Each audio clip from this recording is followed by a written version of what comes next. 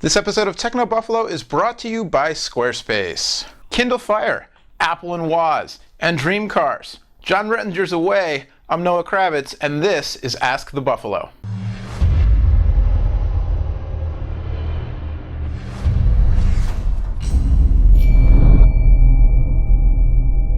What is going on, everybody? Happy Monday. I'm Noah Kravitz, editor-at-large for Techno Buffalo. Welcome to another edition of Ask the Buffalo.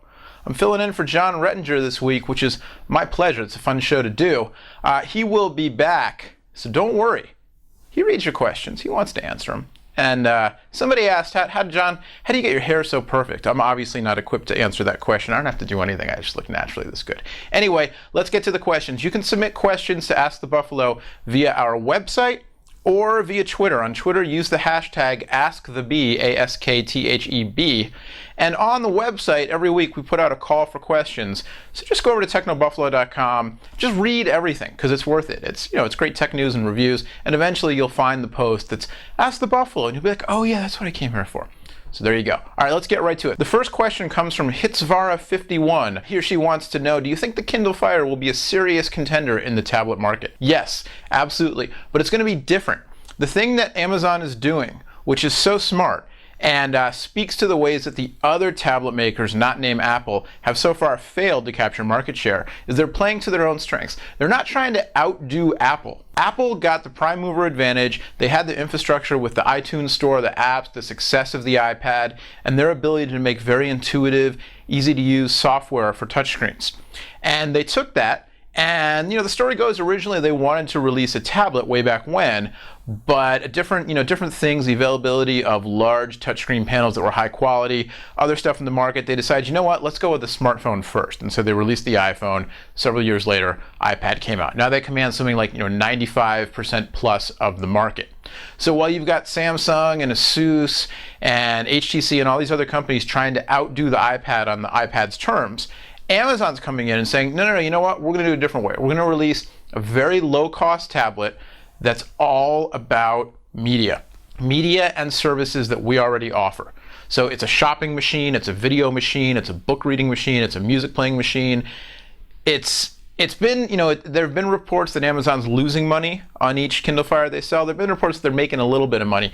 Either way, really what it is, it's a hook to get you into the Amazon ecosystem, because this thing's going to make it super easy for you to get everything through Amazon, especially if it comes with a trial Prime account. Prime is addictive to me like candy is to John Rettinger. Once you have Prime, you just think to yourself, oh, well, why buy it anywhere else? Amazon probably has it, and I get free 2-day shipping anyway. So, the Kindle Fire, an interesting device on its own right. It looks like the software is really well done, ties into all the services that lots of people want, web, it's got an app store, music, video, books, magazines, newspapers, all that stuff. But then it also serves as a front end for what really is one of the largest shopping malls in the world in Amazon.com. So yes, I think it will be a big contender, a big success, definitely a contender, but a little bit different than what we think of right now as a contender in the tablet market. Matthew Jackson, what do you think if Steve Wozniak returned to Apple as a new spokesman? What's the likelihood of this happening? Not going to happen. Woz has taken a different path. Kathy Lee Gifford, Dancing with the Stars. Gifford, is that her name? Kathy Lee, what I'm talking about. Dancing with the Stars, all that stuff. Woz is just kind of on his own trajectory. When you lose, when a landmark event happens in a person's life, you lose a dear friend, family member, something like that. Sometimes people, their lives suddenly take a different direction. It's like they have a revelation or something happens and they decide to, scrap the course they're on and go somewhere else. So I suppose that could happen with Woz. But I don't personally see Steve Wozniak coming back into the Apple fold in an official manner. I think, I think he's doing his thing. He's more of the affable guy who likes to play with tech and do lots of different stuff, and not kind of the hardcore businessman and visionary that Steve Jobs evolved into in his time with Apple and away from Apple and back with Apple. So I don't think it'll happen. I think, having Woz around in the capacity that he's in, sort of an unofficial ambassador for Apple, has been good. And, you never know. Never say never. But I wouldn't expect it anytime soon. Squarespace makes it super easy to get a high-quality blog, portfolio, or other kind of website up and running with pretty much no muss, no fuss. Squarespace is a fully hosted platform. That means there's nothing for you to install, no code for you to figure out how to write, or in my case, how to break.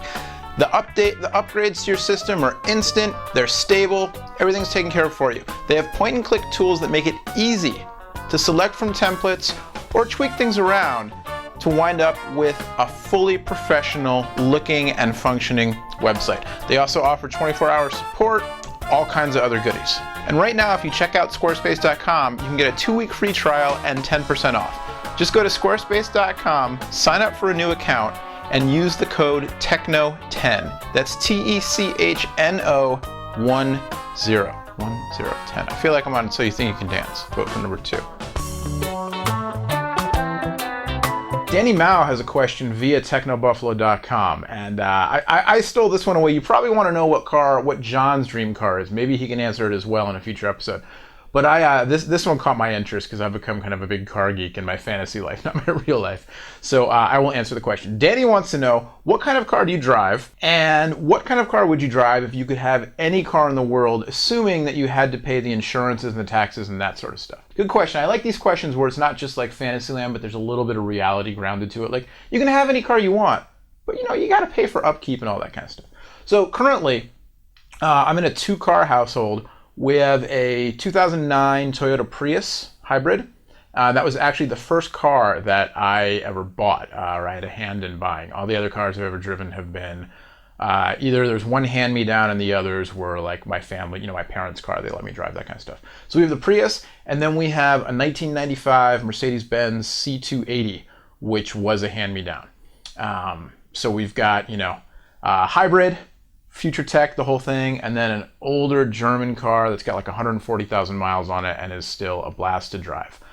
If I could have any car in the world to drive, a dream car, well, I have 2 answers for you. One is I'm still enamored of the Tesla Model S.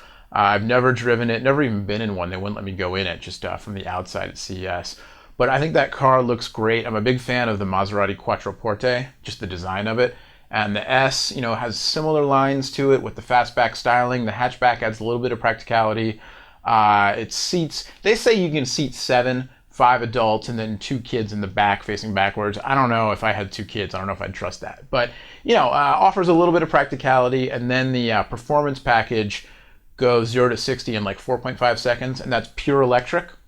So assuming that thing drives like they're advertising, when it finally comes out, I think that would be the dream car because it's a combination of practicality, functionality, eco-friendliness, future tech, and sexy lines.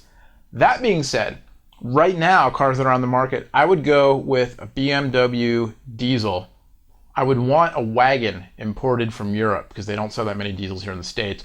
Based on what they sell in the States, I would get a 335D sedan. Because again, you don't have as much practicality. That's why I want the wagon, haul stuff around. I'm a drummer, and you just have more flexibility and that kind of stuff. But those 3 Series cars handle great. They're fun to drive. And the diesel, makes it the most fuel efficient car in the North American lineup, the 335D, but you have a ton of torque. So even though you might not be able to take an M3 off the line, once you're up to speed and you're driving sort of normally on the freeway, you can pass anybody, that kind of thing. It's probably too much car for me to handle. I'm not that great of a driver, but I think that's what I would go with. The Model S, when they ship, or for now, I'd want to import a diesel BMW wagon, or I'd take the 335D. There you go. There's the answer. John, I know John has said he's whispered some sweet nothings into an Aston Martin's ear once or twice in his life. So we'll have to get him to answer that question. All right, there we go. It's Ask the Buffalo again. Noah Kravitz sitting in for John Rettinger this week. He will be back next week to take your questions, but I had a blast doing it. I'll have to see if he'll let me come back and do it again. Thanks again to the folks at Squarespace for sponsoring this week's edition of Ask the Buffalo. And don't forget, Techno Buffalo is on revision 3 times a week. Ask the Buffalo, What's the Apps, and Rumor Roundup Monday, Wednesday, Friday. Till next time, my name's Noah. Thanks for watching. We'll see you later. Bye-bye.